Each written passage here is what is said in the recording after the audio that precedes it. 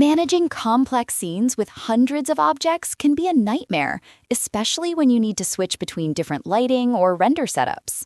Setwizard is designed to solve that. It goes far beyond simple selection sets, acting as a command center for your entire Blender scene. With this tool, you can create and manage object sets that do more than just select geometry.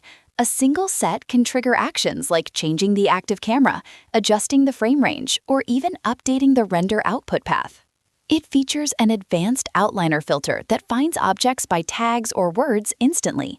You can also toggle viewport visibility, render status, and even force objects into holdout mode, all from one intuitive interface. For just $2, it is a massive productivity boost.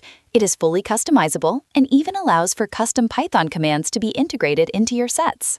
If you are watching on YouTube, the link is in the description. If you are on our website, click the Buy button to take control of your scene management today.